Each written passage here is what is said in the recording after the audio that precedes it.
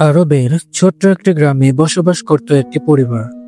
পিতা ছিলেন একজন খেজুর ব্যবসায়ী আর তাদের একটি ছেলে ছিল, তার নাম রাশেদ। রাশেদ ছিল খুবই চঞ্চল আর কৌতূহলী। সব সময় নতুন কিছু জানার আগ্রহ তার চোখে মুখে খেলা করত। একদিন রাশেদের বাবা রাশেদকে ডেকে বললেন, রাশেদ, আজ আমি বাজারে যাচ্ছি খেজুর বিক্রি করতে, তুমি কি আমার সাথে যাবে?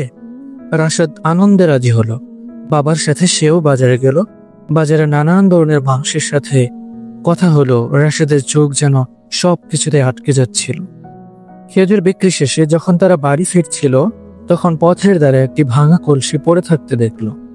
রাশেদ কলসিটির গায়ে দেখলো কি যেন ধুলোবালু লেগে আছে। রাশেদ বাবাকে জিজ্ঞেস করলো, বাবা, এই কলসিটা কার? তার বাবা বললেন, হয়তো বা কারো পড়ে আছে, ওটা আর কোনো এখন কাজের নয়, সেটা ভেঙে গেছে। কিন্তু রাশেদের মনে হলো, ভাঙা কলসি হলেও কলসিটির তো একটা ইতিহাস আছে, হয়তোবা কারো স্মৃতি জড়িয়ে আছে এর সাথে। সে কলসিটি তুলে নিল এবং বাড়িতে নিয়ে এলো। বাড়িতে এসে রাশেদ কলসিটি ভালোভাবে পরিষ্কার করলো, ভাঙা অংশে মাটি লেপে দিল এবং কলসিটি উঠোনের এক কোণে রেখে দিল। অতঃপর সে প্রতিদিন সেই কলসিতে পানি দিত।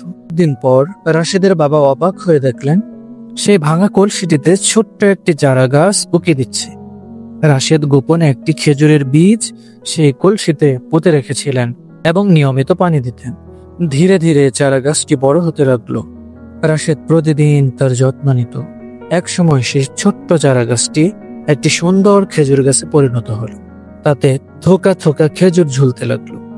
একদিন রাশেদের বাবা তাকে জিজ্ঞেস করলেন, রাশেদ, এই খেজুর গাছটি এখানে কবে আসলো? কে লাগিয়েছিল? রাশেদ তখন সেই তার ভাঙা কলসির গল্পটি বলল। হঠাৎ কিছু বছর পর সেই গ্রামটিতে খরা দেখা দিল।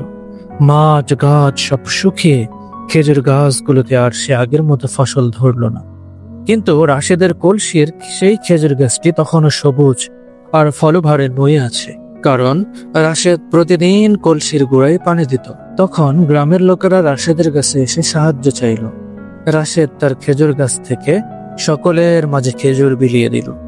সেই বছর রাশেদের খেজুর গাছটি ছিল পুরো গ্রামের একমাত্র ভরসা। রাশেদের বাবা তখন বুঝতে পারল, আপাত দৃষ্টিতে যা মূল্যহীন মনে হয়, ধৈর্য এবং যত্ন নিয়ে তাকে মূল্যবান করে তোলা যায়। ভাঙা কলসিটি যেমন একটি ফলন্ত গাছের জন্ম দিতে পেরেছে, তেমনি ছোট ছোট ভালো কাজও একদিন বড় উপকার বয়ে আনতে পারে।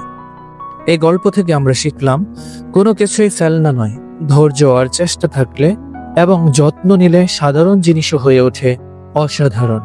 আর বিপদের সময় ছোট ছোট ভালো কাজও অনেক বড় সাহায্য করতে পারে। তাই আমাদের উচিত আশাহত না হয়ে চেষ্টা চালিয়ে যাওয়া এবং যে কোনো জিনিসের সম্ভাবনাকে কাজে লাগানো। গল্পটা যদি ভালো লাগে অবশ্যই লাইক, কমেন্ট এবং শেয়ার করে সকলের মাঝে পৌঁছে দেবেন প্লিজ।